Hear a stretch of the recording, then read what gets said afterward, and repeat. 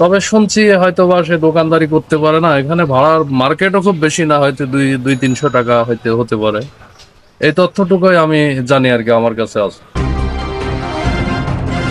নাম মোহাম্মদ শফিকুল ইসলাম, মেসার শফিক ট্রেডার্সের বাদবাজার ব্যবসায়ী সমিতির সাধারণ সম্পাদক।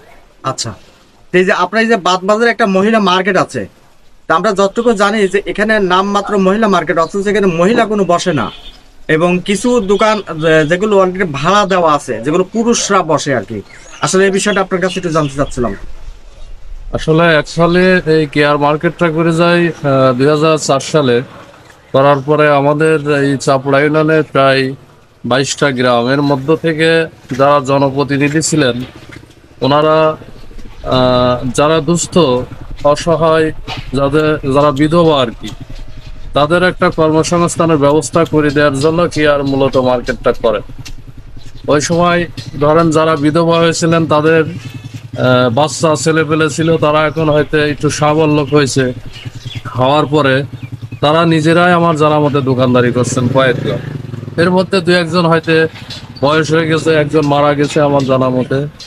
ওই দোকানগুলো ওনাদের পরিবারের পক্ষ থেকে, তাদের বয়স হয়ে গেছে, দোকান খুলতে পারে না, হয়তো ওইটা ভাড়া দিছে না কি সিস্টেমে দিছে, এটাও আমি 100% শিওর না।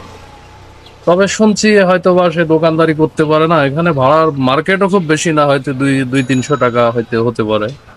এই তথ্যটুকুই আমি জানি আর কি, আমার কাছে আছে। কিন্তু দোকানগুলো তো সব বন্ধই থাকে বেশি। ওটা তো হ্যাঁ, দোকান বন্ধ থাকে, আমি তো আপনাকে বললাম কিন্তু যে মহিলা মার্কেটকে ভাড়া দেওয়ার কি নিয়ম আছে? এখন দোকানটা যে মহিলার নামে একটা দলিল করে দেয় ইওনো মহোদয়, উপজেলা ইওনো মহোদয়। এখন ওইটা কোন সিস্টেমে আছে আমার জানা নেই, এটা মনে হয় নির্বাহী অফিসারের সাথে কথা বললে আরো ভালো হয়। আমরা যতটুকু জানি এটা নিয়মের ভিতর নেই। সেক্ষেত্রে যদি এমন হয়ে হয়ে থাকে, তাহলে ওরা কাজটা কি অন্যায় করছে না ভালো কাজ, মানে কি করলো? না, আইনের ঊর্ধ্বে কেউই নাই, আইনের ঊর্ধ্বে আমও না, ওনারাও না, বা আমরা মনে করি আমরা দেশের যারা নাগরিক, আমরা কেউই আইনের ঊর্ধ্বে না। আইনকে শ্রদ্ধা রাখাটাই উচিত, সম্মান করাটা উচিত। তো সেই ক্ষেত্রে শেষ প্রশ্ন হলো যে এই যে মার্কেট এই অবস্থা আছে, আপনি কিন্তু সাধারণ সম্পাদক হিসেবে আপনার দৃষ্টিতে কি বলবেন?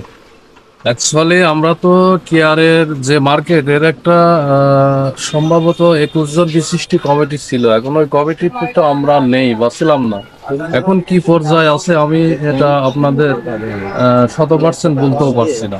আমরা যারা ব্যবসায়ী আছি, আমাদের পানি উন্নয়ন বোর্ড থেকে আমাদের এই জায়গাগুলো লিজ দিয়া আমরা 126 জন দোকানদার আছি, এই দোকানদারদের আমরা প্রতিনিধিত্ব সাধারণত করি আর কি। ব্যবসায়িক যে ওই ঝামেলা বা সিকিউরিটির ব্যাপার স্যাপার আছে, এই সংক্রান্ত আমরা হয়তো আপনাদের 100% বলতে পারি, কিন্তু কেয়ারের মার্কেট সংক্রান্ত যতটুকু আমার কাছে তথ্য ছিল, ততটুকুই আমি আপনাদেরকে দিতে পারলাম বা বলতে পারলাম।